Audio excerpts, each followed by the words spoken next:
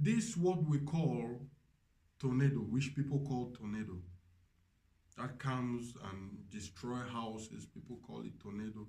But when the Lord allowed me, once he took me in the spirit, when he allowed me to observe this in the spiritual realm, when I stood, I saw many of these tornadoes.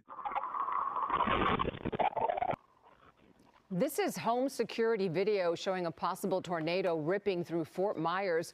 Over a dozen tornadoes and tremendous damage have been reported in Florida ahead of Hurricane Milton, which is now downgraded but extremely dangerous. It's a Category 3 storm. Live look now at Tampa. That's what it looks like. Darkness has fallen, but you can see the extreme winds that are shaking the camera and the rain coming down in sheets. Eyewitness News reporter Tim Caputo here now with the latest. It's a bad situation about to get worse. You had tornadoes during the day, and now as it gets dark, you're having the full force of this hurricane. The time for preparation, evacuation, that has long passed. Landfall for that hurricane is expected in the next hour or so. Could be a matter of minutes. In places like Sarasota, Florida, already suspending its emergency services. It's just too dangerous for officers and medics to be driving around, which means they, like everyone else there, are hunkered down, bracing for impact. Ahead of the historic hurricane's landfall, Milton already bringing destruction to Florida. At least 15 tornadoes have been reported across both coasts of the southern peninsula of Florida, some ripping off the roofs of homes even before a drop of rain fell. And we all started going for the hallway, didn't even make it there in time, started doop, and I heard a piece of glass crack and it sucked the whole roof off, and I felt the thing suck me up, and I grabbed my kid and my wife and hunkered down. But an estimated 250,000 people who live in Hillsborough County, Florida, have already evacuated. This is the largest evacuation that we have done in the 53 years that I've been alive in Tampa, Florida. And this is definitely the storm of the century. I have all of my 1,000+ officers here assisting. Resources ready to respond. Utility crews on standby in anticipation of the countless power outages Milton will bring. President Biden briefed on the hurricane this afternoon, also ensuring the response is swift and thorough. We've already approved emergency declarations for Florida. We have thousands of federal personnel on the ground. We've staged and are ready to go. We have 20 million meals, 40 million liters of water. At my direction, the Secretary of Defense, Austin, has pre-positioned search and rescue teams, helicopters, and high water speed vehicles as close to the storm as possible. The wind and rain are inevitable even as a Category 3, but the biggest concern remains the storm surge, which could reach up to 9 feet in Tampa and 12 feet in Fort Myers and Sarasota. A long night ahead for the 13,000 who are staying in shelters and the hundreds of thousands of others who left town hoping there's something to return to. Everybody's worried about the same thing, you know, do you have a home to come back to? The numbers already truly staggering. Already more than 420,000 customers without power in Florida right now. I've been tracking this over the last hour. Every single minute that's passed, another 3,000 customers lose power in that state. And as I mentioned, landfall is imminent right now, so those numbers surely will only go up. Destroy houses, people call it tornado.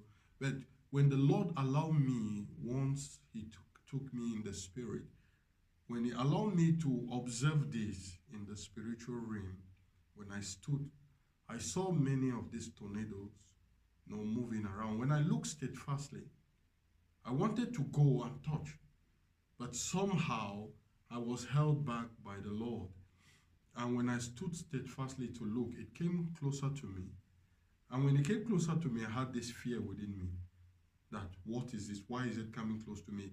And after a while, I saw it passing by me, close to a house, and it was a beam.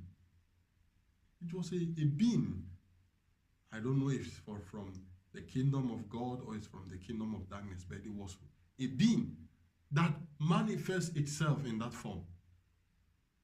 And when it came to the front and I saw there were children outside this door, they cannot see the beam, but immediately, as you know, the tornado is like that, it immediately just come together and form a shape of it looks like somebody that looks transparent. The being was transparent. And he stood and walked in the midst of those children and went into the house. They have no idea. Now, in Exodus 14, the pillar of cloud by day and the pillar of fire by night, was an angel. Exodus 14 tells us it's just an angel. And when the Israelites stood before the Red Sea and the Egyptians were behind them, the Bible says the pillar of cloud that was an angel went from before them and came behind them.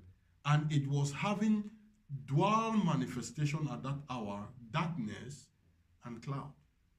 So before the Egyptian, I believe it was darkness to them. And before the Israelite, it was cloud, to prevent the Egyptian not to come against the Israelite. So brothers and sisters, there are things which we see with our physical eyes, but in the spiritual realm, they are being from heaven. And now and then, the Lord can permit us to see. And all this is not a sideshow. It's to tell us that He is the ruler of the heaven and earth, and He is the creator of the heaven and earth, and He has sent His begotten Son to die for our sin, so that we may know that this which we see is temporal, but there are things which are eternal. Because when God will begin to reveal these things to us, we are going to begin to see that there is a kingdom which God has prepared for us in the other side.